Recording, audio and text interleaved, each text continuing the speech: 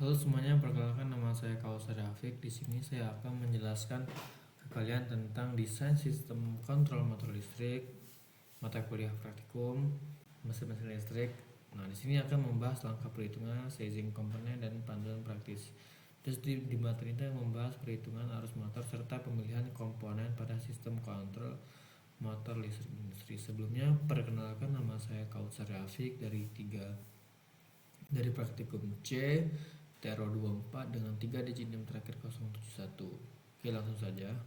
Nah, jadi ada pendahuluan teman-teman. Jadi sistem kontrol motor listrik itu merupakan bagian penting dalam instalasi industri karena berfungsi mengatur cara kerja, arah putaran, serta pengaman motor. Kesalahan dalam perhitungan arus dan pemilihan komponen dapat menyebabkan kerusakan motor. Nah, penurunan umur peralatan bahkan gangguan keselamatan kerja. Oleh karena itu, diperlukan metode perhitungan dan sizing komponen yang tepat. Lalu ada konsep arus beban penuh I per FL. Nah, arus beban penuh atau full load current adalah arus yang mengalir pada motor ketika motor bekerja pada daya dan tegangan nominalnya. Nilai I per FL menjadi dasar utama dalam menentukan kapasitas komponen seperti MCB, kabel, kontraktor, dan overload relay. Perhitungan IFL harus dilakukan dengan mempertimbangkan faktor daya dan efisiensi motor. Kalau ada perhitungan arus beban penuh untuk motor 3 fasa, arus beban penuh dihitung menggunakan persamaan I P per AK3 kali V cos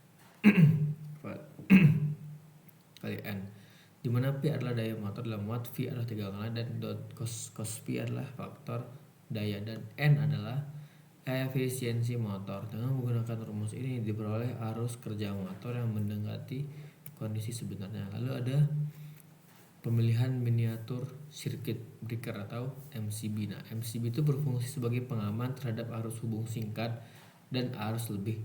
Dalam sistem motor listrik, kapasitas MCB umumnya dipilih sebesar 125 hingga 150% dari nilai arus beban penuh motor.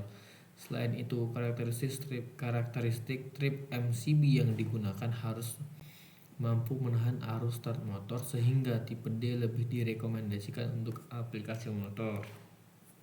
Lalu ada pemilihan kabel penghantar. Kabel penghantar harus mampu mengalirkan arus motor secara aman tanpa mengalami pemanasan berlebih. Pemilihan ukuran kabel didasarkan pada arus nominal motor, metode pemasangan, suhu lingkungan, serta batas maksimum penurunan tegangan. Umumnya kabel dipilih dengan kapasitas arus minimal 125% dari arus beban penuh motor. Lalu ada pemilihan kontaktor. Nah, kontaktor ini digunakan sebagai saklar elektromagnetik untuk menghubungkan dan memutus suplai daya ke motor. Kontaktor yang digunakan harus memiliki kategori penggunaan AC3 untuk motor induksi. Rating arus kontaktor biasanya dipilih lebih besar dari arus beban penuh motor untuk menjamin keandalan saat proses starting dan operasi kontinu. Lalu ada pemilihan overload relay. Overload relay berfungsi melindungi motor dari kondisi beban lebih dalam waktu tertentu. Nilai setting overload relay disesuaikan dengan arus beban penuh motor, biasanya berada pada rentang 100 hingga 115% dari IFL.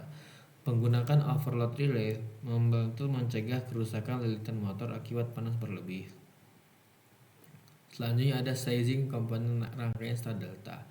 Rangkaian start delta digunakan untuk mengurangi arus start motor. Pada saat starting, motor dihubungkan dalam konfigurasi start sehingga arus dan torsi awal menjadi lebih kecil. Setelah motor mencapai kecepatan tertentu, rangkaian berpindah ke konfigurasi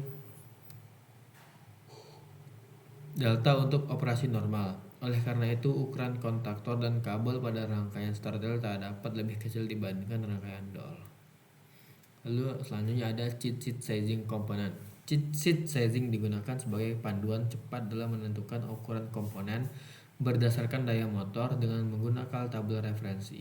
Teknisi dapat langsung menentukan perkiraan arus, ukuran MCB, kabel, kontaktor, dan overload relay tanpa melakukan perhitungan manual secara detail. Kesimpulannya, perhitungan arus beban penuh merupakan langkah awal yang sangat penting dalam mendesain sistem kontrol motor listrik. Pemilihan komponen harus mempertimbangkan faktor keamanan, karakteristik motor, serta kondisi lingkungan dengan perhitungan dan sizing yang tepat. Sistem kontrol motor dapat bekerja secara andal, aman, dan memiliki umur pakai yang panjang. Oke, cukup sekian dari saya. Mohon maaf apabila ada kesalahan. Wassalamualaikum warahmatullahi wabarakatuh.